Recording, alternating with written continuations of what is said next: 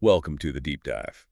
Today we're focusing on something really quite disturbing coming out of Afghanistan. Yes, it's this recent ban the Taliban have imposed on women looking out of windows. Exactly. And it sounds, well, almost unbelievable at first, doesn't it? But it's very real. It is, and it's not just some isolated, strange rule. It really marks a significant tightening of restrictions since they returned to power in August 2021. Right. So our mission today in this deep dive is to really unpack this. Look at where it comes from, what it actually means for people on the ground, the human cost. We'll be digging into the history, personal stories, cultural factors, drawing from the sources we have. Trying to get to the deeper truth behind what seems like such a shocking decree. Okay, so let's start with the basics. What exactly is the ban? Well, literally, it's just as it sounds. Women are forbidden from looking out of windows. This apparently came into force late 2024. And the Taliban's justification, what are they saying? They're framing it through their, let's say, very strict interpretation of purdah. The concept of female modesty, seclusion. Right, so the idea is Right. that even seeing a woman at a window is a problem. Apparently, yes. Their argument is that a woman's gaze, even from her own home, could attract unrelated men, and that, in their view, violates the strict gender segregation they enforce. It's quite extreme. How is it being enforced? Is it just a guideline or? Oh, no, it's being actively enforced. We're hearing reports of windows being covered up, with opaque materials. So physically blocked. Yes. And women are understandably avoiding windows. Mm-hmm. Their punishments, too, fines, warnings, maybe worse, carried out by the morality police. Or sometimes even family members pressured into enforcing it, right? Exactly, which is particularly insidious. But beyond the literal, there's a huge symbolic weight here, isn't there? Absolutely. The window, it's that connection, isn't it? To the outside world, to life, to the community, even just visually.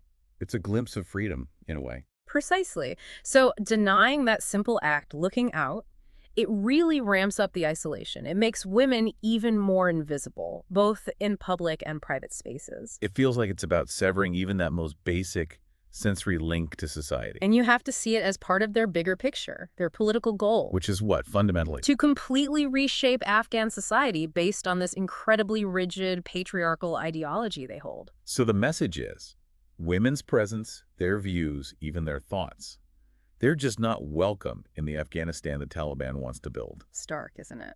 It really is. To fully grasp how severe this is, we should probably look back a bit. What were things like for women the first time the Taliban were in power?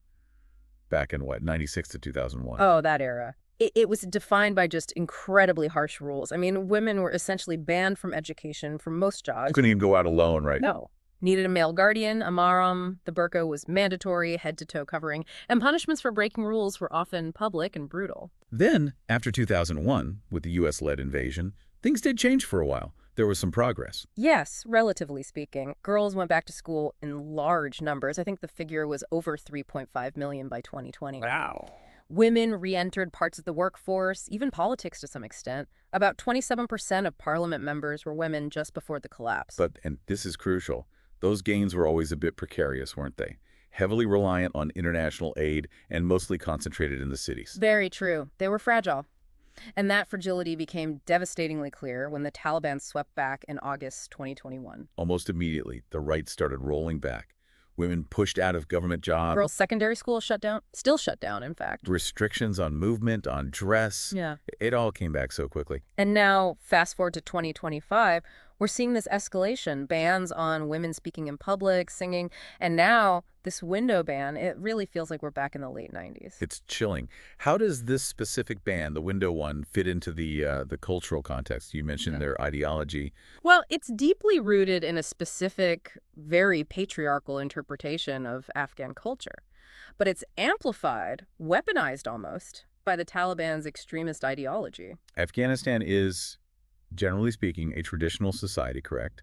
Tribal customs, Islamic practices, they shape gender roles, especially in rural areas where women's lives are often very domestic. Yes, and the Taliban cleverly exploits these existing norms. They frame their crackdown as, defending authentic Afghan culture and religious values against Western corruption. But that's a contested narrative, isn't it?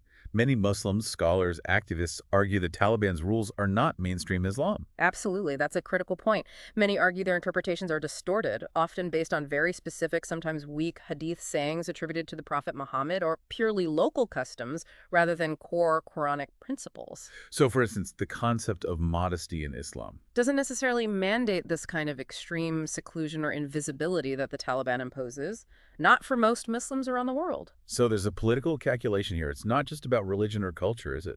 Definitely not. It's about power.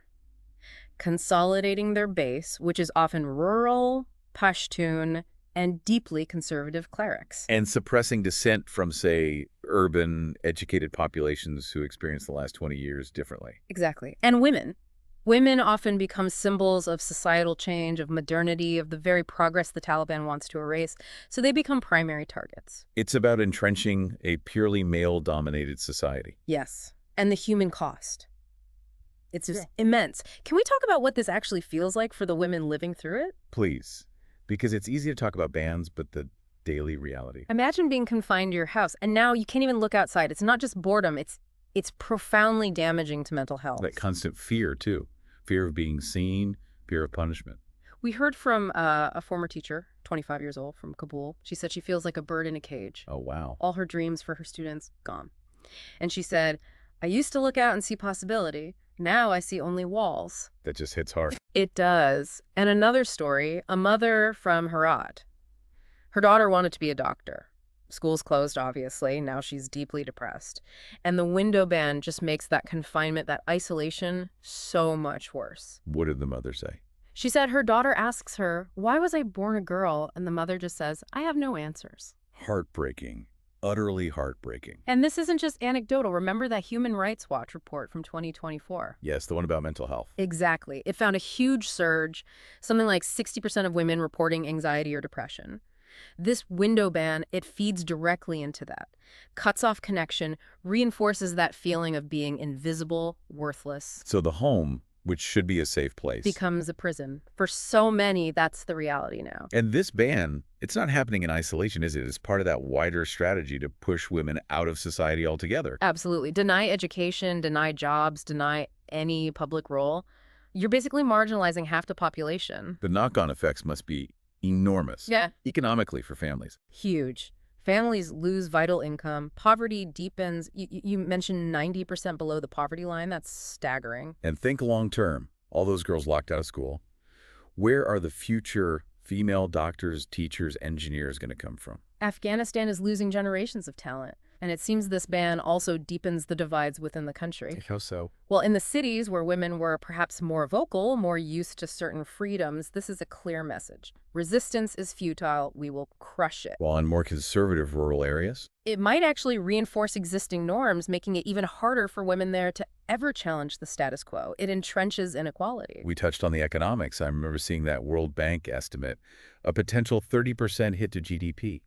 Billions lost just from the education bans. Yes, over $5 billion annually, I think was the figure. It's economic self-destruction.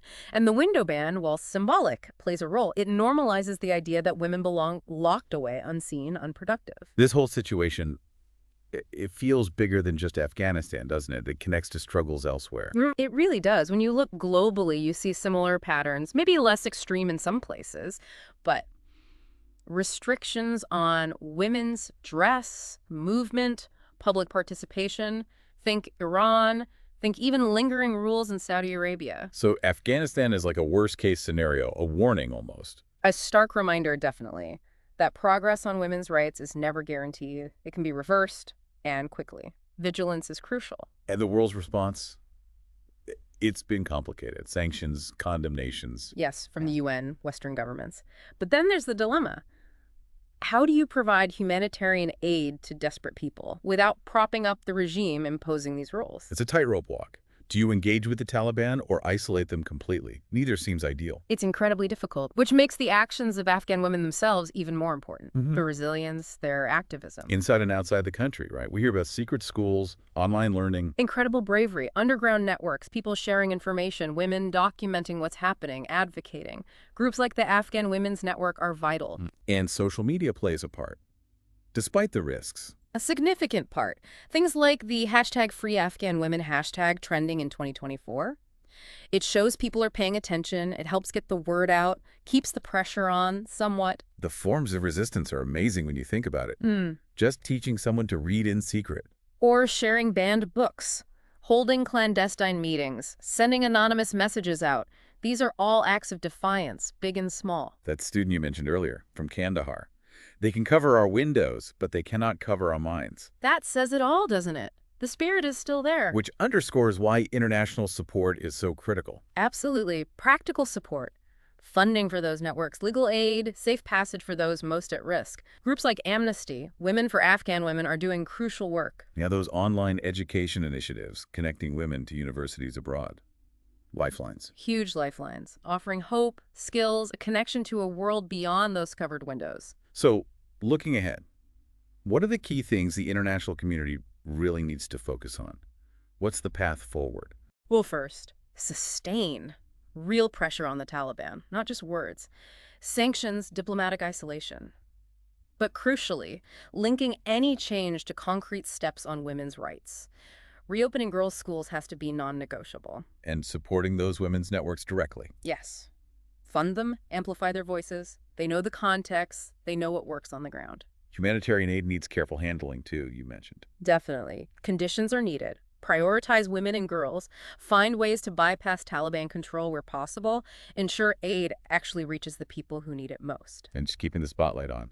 Awareness. Critically important. Media campaigns, documentaries, social media. Don't let the world forget. Keep telling the stories. And finally, creating actual opportunities. Yes. Scholarships, remote work possibilities, asylum programs for those in danger, concrete pathways to a better future. Because ultimately, this window ban, it's more than just a window. It's a symbol of that entire vision the Taliban has. A vision of invisible, silent, confined women. That's what it represents. And by shining a light on it, talking about it, understanding it, we challenge that vision. We reaffirm that women's rights are human rights. Exactly. We refuse to accept it. So, to sum up, this ban on women looking out of windows, it's this chilling symbol of the Taliban's broader project, essentially erasing women from Afghan life. And it's a fight that echoes globally, the struggle against devaluing women, restricting their lives. We absolutely have to acknowledge the sheer bravery of Afghan women facing this every single day. Behind those covered windows, they are still fighting for their future. And our responsibility, the global community's responsibility, is clear.